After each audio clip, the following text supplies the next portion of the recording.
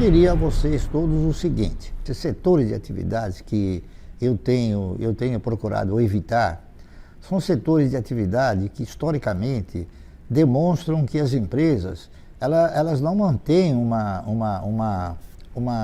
grande espaço de tempo, não duram muito tempo. Se os senhores pegarem o histórico da maioria das empresas de aviação, por exemplo, nós tivemos a Real Transportes Aéreos, a Panair do Brasil, a Varig, a Cruzeiro do Sul, a Transbrasil, enfim, tivemos uma infinidade de ações, de empresas de aviação. Agora, por que essas empresas elas têm assim essa característica de não se consolidarem dentro desse critério de perenidade? É porque elas não dependem delas, elas dependem exclusivamente de terceiros. Uma empresa de aviação, ela depende do aeroporto, que ela tem que pagar, ela depende do combustível, ela depende da manutenção dos equipamentos, que nem sempre são feitos aqui no país. Ela depende também da regulamentação, do preço das passagens, enfim, ela tem um sem número de controles que nem sempre ela consegue gerenciar.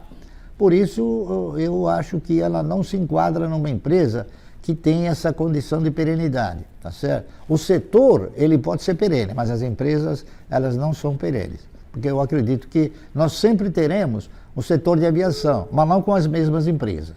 O setor de construção é um setor que a maioria das empresas que estão listadas nessa atividade são empresas que não possuem patrimônio. A grande realidade é essa. Eles utilizam o quê? Utilizam o caixa do próprio adquirente para edificarem as construções, né? Principalmente quando são construções de residências, né? Isso pode não ser o mesmo caso na questão de construções de galpões ou de lajes corporativas, mas de qualquer maneira o conceito é mais ou menos o mesmo. Eles vão depender sempre ou de uma aquisição ou de uma locação. Esse setor ele varia muito em função da forma como se conduzem os agentes econômicos nos diversos estágios de um ciclo, não é isso? Hoje nós estamos atravessando um ciclo um tanto quanto recessivo, porque nós tivemos um período bastante fértil na questão de construções, e esse período parece que inflacionou o número de imóveis em construção. Muitos compraram imóveis na planta, imaginando que talvez depois de pronto eles teriam um mercado regular, e isso não aconteceu, em virtude de inúmeros fatores, entre os quais a gente poderia citar a perda de poder aquisitivo do indivíduo, não é isso? Então o setor de construção é um setor que eu também me atrevo a não recomendar em virtude desses fatores que eu elenquei. Turismo é um outro setor que ele tem características perversas, não é isso? Porque na razão direta que uma empresa que opera exterior, ela tem a incidência da questão cambial, e a questão cambial às vezes penaliza demais. Nós tivemos, por exemplo, empresas como a Solitur, nós tivemos a AT, que era uma das maiores empresas, né? A AT era Argentina Turismos Internacionais. Nossa, nós tivemos um sem número de empresas, e agora, recentemente, mais precisamente domingo, quebrou a maior empresa do mundo de turismo, exatamente por causa desses fatores. Outro elemento que ajudou a contribuir para que essas empresas voltassem a ostentar um grau de periculosidade bastante grande é a internet.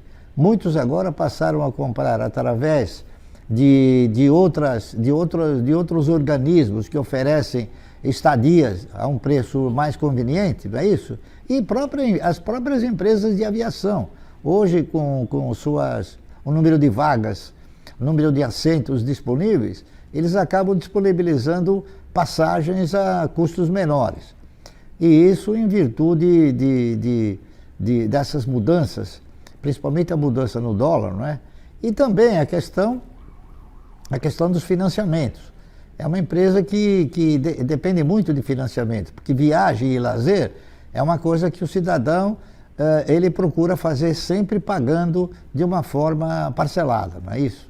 Dificilmente alguém investe um valor muito grande na questão do lazer, principalmente em passagens. Então, se não houver esse elemento favorecedor, dificilmente uma empresa prospera, tá correto? O setor de frigoríficos, ele faz parte do setor de alimentos, não é isso?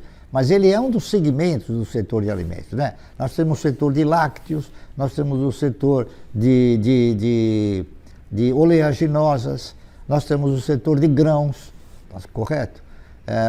Acontece que o setor de frigoríficos, ele em muitas ocasiões, ou pelo menos em algumas ocasiões, ele acaba sendo assim, não preferido por pessoas que têm assim preferências, né? Preferências definidas, como por exemplo, o cidadão não compra ações de empresa de cigarro, o cidadão não compra ações de empresas de bebidas alcoólicas, o cidadão não compra ações que mata gado ou que mata suíno, tá entendendo? Então, a questão dos frigoríficos, elas ostentam também essa forma de rechaçar, tá entendendo? E também porque existem outros componentes, como febres, aftosa, né? As pestes, enfim. E isso é uma coisa que normalmente dificulta bastante. Nós tivemos inúmeras empresas que tinham uma atividade paralela, ou seja, nós tivemos, há não muito tempo atrás, uma empresa que chegou a ostentar um plano de investimentos chamado Boi Gordo, não é isso? Que quebrou, tá entendendo? Então, e nós tivemos outros também, outros grandes frigoríficos que quebraram. Por exemplo, nós chegamos a ter um frigorífico, um dos maiores do país, chamado Tião Maia, que também quebrou, entendeu? E assim sucessivamente. A própria Sadia, num determinado momento, ela acabou tendo problemas seríssimos em função do quê? Em função de derivativos cambiais. Então, é mais um setor que, muito embora o setor ele ostente a condição de perene, muitas empresas não conseguem se firmar como empresas também perenes. Bom, o varejo de eletrônicos também tem um histórico de desvantagens muito grande. Eu poderia elencar 3 ou 4, Casa Centro, Eletro Radiobras, Gearonson, não é isso?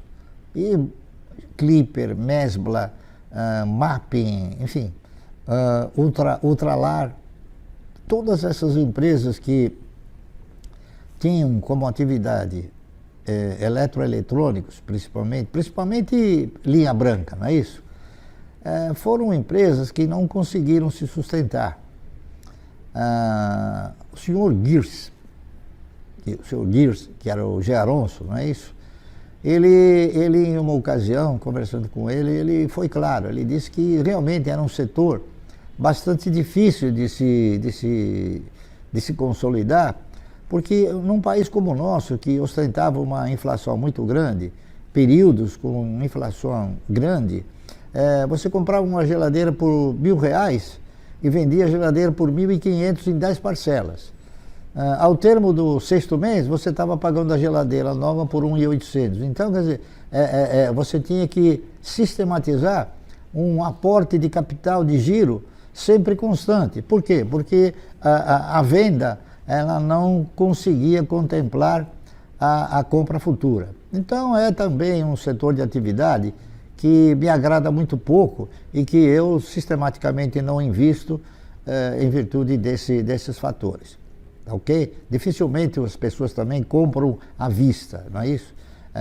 As pessoas utilizam o crediário e eu acredito também por força das prestações, da forma parcelada como se conduz, dependendo evidentemente de como está a inflação,